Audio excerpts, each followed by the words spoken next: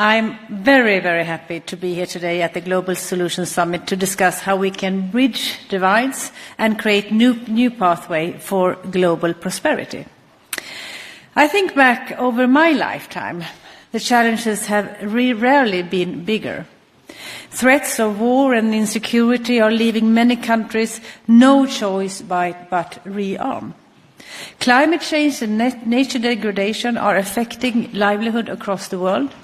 And, maybe worst, at a moment when we need common engagement and collective global action, we face disinformation, tit-for-tat trade policies, and attempt to undermine international fora. Ladies and gentlemen, it has been a moment of existential challenges that cooperation among countries in European Union and with others have often been at its very best. After the fall of the wall here in Berlin, we almost doubled our membership, integrated 12 new member states with 100 million citizens. As the pandemic was at its worst, we got together to overcome it. When Russia attacked Ukraine, we stood together and provided support, and this support continues, and now unpredictable tariffs of the US administration are shaking the world and the EU. We, the EU, has a big responsibility to stand together and show unity and leadership. With a single market of 450 million consumers and 25 million businesses, a tested system of common rule of law, strong institutions that enable cooperation beyond national borders and political differences, we have the possibilities. And there could be no more important moment for all of us to act, to innovate, to strengthen ties and common projects between those willing to cooperate and show openness to the world. We intend to seize the moment.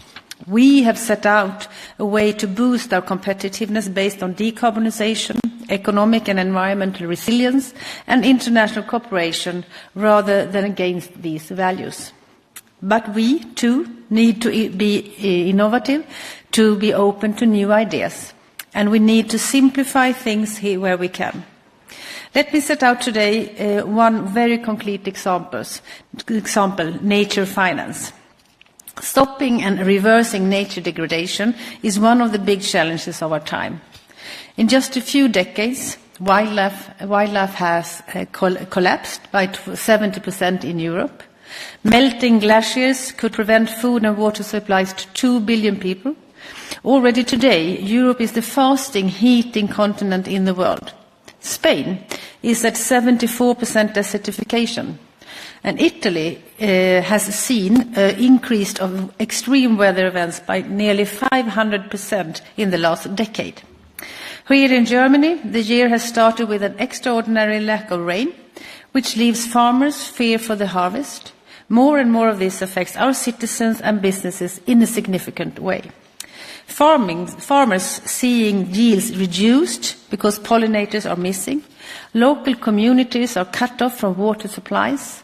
Power plants and inland water shipping are disrupted because of rivers running dry.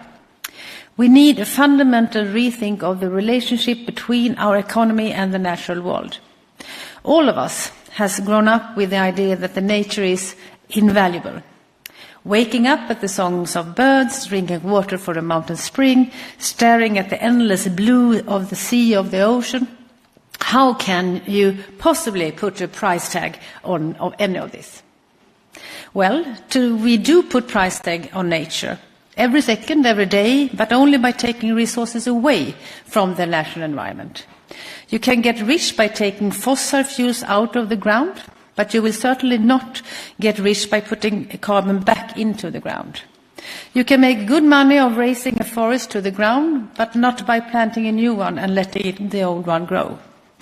Farmers are able to earn a living if they use more land and cultivate it as intensively as possible, but maybe not so much if they leave land fallow, let wild plants flower and birds breed. In other words, we are putting a price tag on degradation of our natural environment. Now we need to a price tag for restoring it. Or in the words of President von der Leyen, we need to put nature on the balance sheet. Nature is a public good, and public authorities have a responsibility to fund its restoration. The EU has committed to spend 10% of its current budget between 2021 and 2027 on biodiversity. We will continue to compensate farmers who provide ecosystem services, for example, by preserving habitats for our birds. But given the scale of the financing that we need, public funding will not be enough. That too is a part of the international consensus. At the same time, we are seeing an increased interest from farmers, foresters and nature conservatories to bring in external investments. Businesses and investors want to take action and contribute to nature financing. They all see the opportunity to create new win-wins. This is where nature credits comes into play. By converting nature-positive actions in exchangeable assets, nature credits offers revenues to those who take nature-positive actions.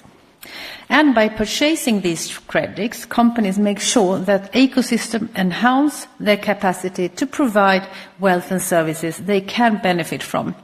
Diversified crops, clean water, cooling functions, and endless source of inspiration for nature-based solutions.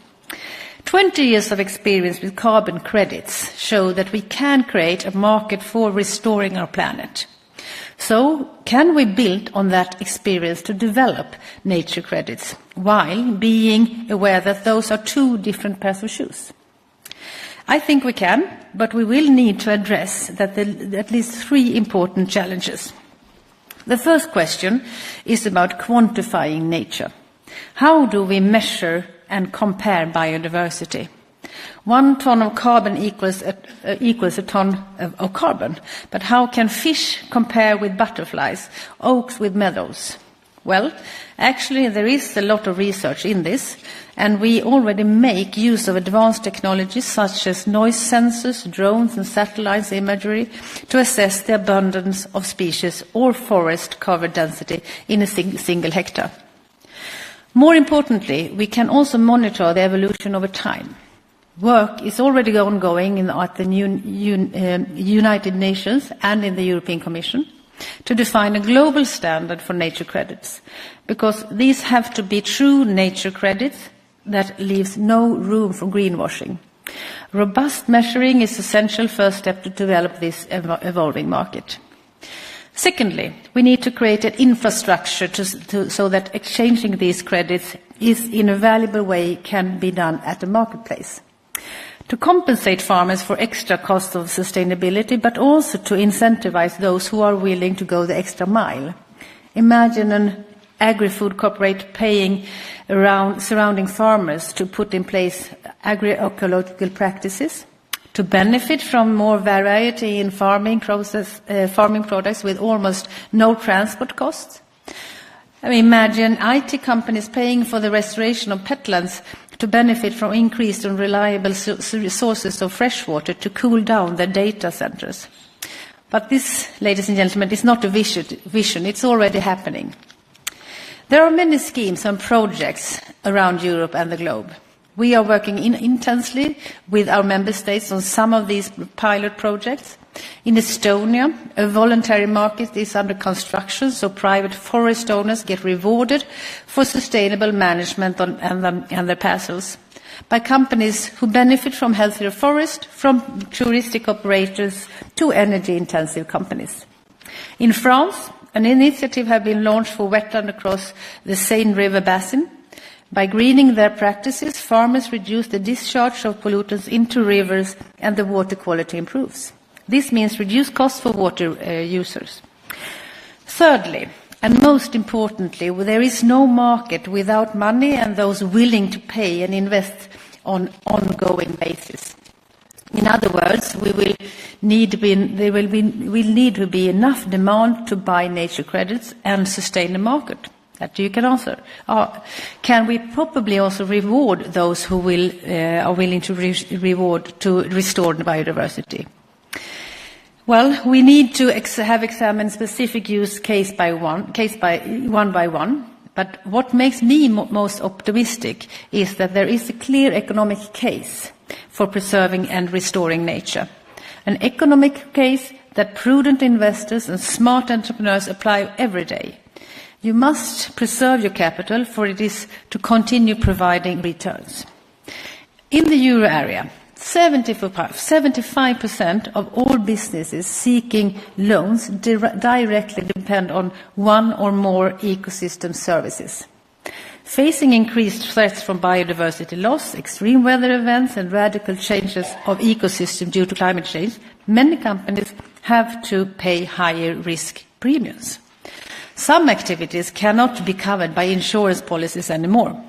So restoring nature is not only good for birds and bees, but also to reduce costs for economic activities. Ladies and gentlemen, in at least one way, the market for nature which we are aiming to develop are no different from traditional markets. All markets are complex networks that would not exist without buyers willing to invest, sellers offering their products, and traders, marketplaces and rules which make them meet. So, to develop nature credits, we need to bring together different stakeholders and make their mind meet. As the European Commission, we will do what we can to encourage to facilitate this in a simple way as possible without creating unnecessary administrative burdens that would reduce the business case for nature credits. A common understanding of the matter and clear objectives where to go for help. I will intend to soon set out the next steps of nature credits. On that basis, together also with my fellow commissioners, we will set out the work with farmers and foresters, businesses and civil society, banks and institutional investors. And we will also work closely with our international partners because nature finance is a global challenge. To conclude, our ecosystem has gone off balance because of human action, but this balance can be restored. Recovery is possible, but we need the spirit of innovators and problem solvers and a strong support of sense of cooperation. All these values are very present here in the Global Summit, Solution Summit, and this makes me very optimistic about the future of nature credits. Thank you very much for your attention.